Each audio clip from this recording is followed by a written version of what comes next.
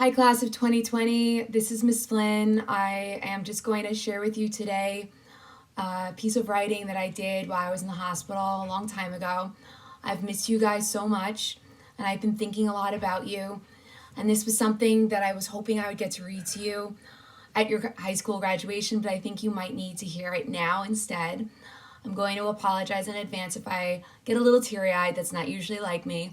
So bear with me, and I hope that you'll enjoy this.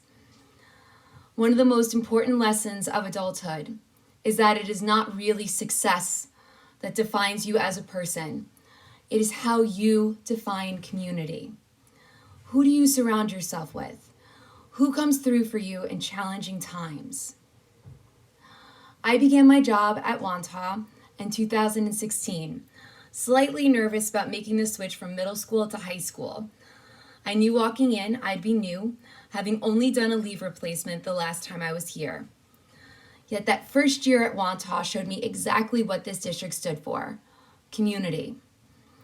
Because I like to be as busy as possible and sleep as little as I can, I soon found myself coaching JV soccer, a sport I hadn't played competitively since high school. When I played, I was in the position of being most unique, aka goalie. Here, you learn to see the field differently. You watch the way each piece, each player, advances the ball up the field to hopefully score a goal. It was also this position that I learned that I like to boss people around, and that being a leader was something in my blood. Clearly, the calling cards of a teacher. You also learn from this sport how each player is connected to another, how defense feeds the midfield, and the midfield dishes to the forwards. You are only as successful as your weakest link on the field, and you must know your strengths to contribute. You must know the power of community. My first year at Wantagh was defined by trying new things. I started with this class and had many of you as freshmen. I saw you in 6th and 9th period as we plowed through Romeo and Juliet, which I know you remember very fondly. I saw you in freshman lunch duty, which, let's face it, was payback for plowing through Romeo and Juliet. I even saw you on the basketball court as the JV basketball coach. This was a harder coaching assignment, as it involved learning plays and forced me to endure winter sports that included ice chopping outside the North Gym so my girls could come inside. Yet despite the late practices and the way they interfered with my favorite holiday, I grew to love being part of this community. You had no choice but to get close during this long winter season.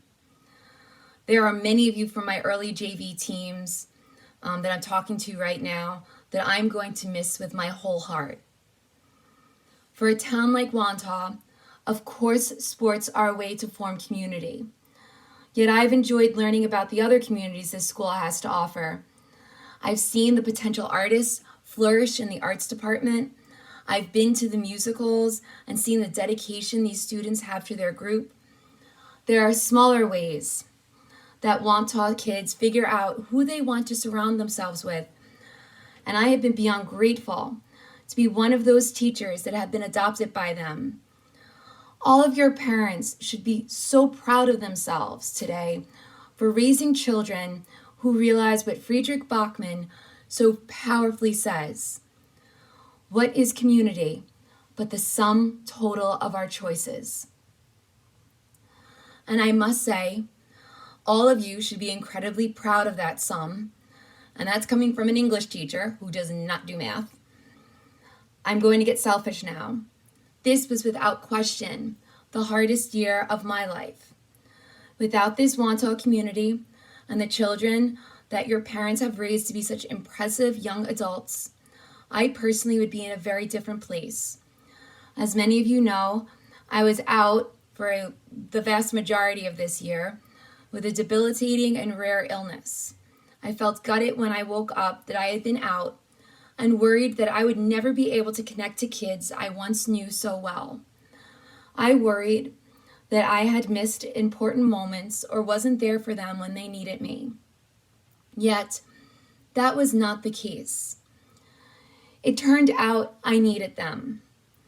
Parents, you have raised impressive teenagers who choose to think outside of themselves. I truly believe I only healed and moved forward because of the choices made by Wantagh High School and its students.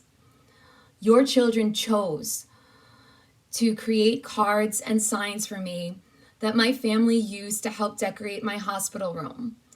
They were the first things I saw in the morning and the motivation for me to face a very difficult road.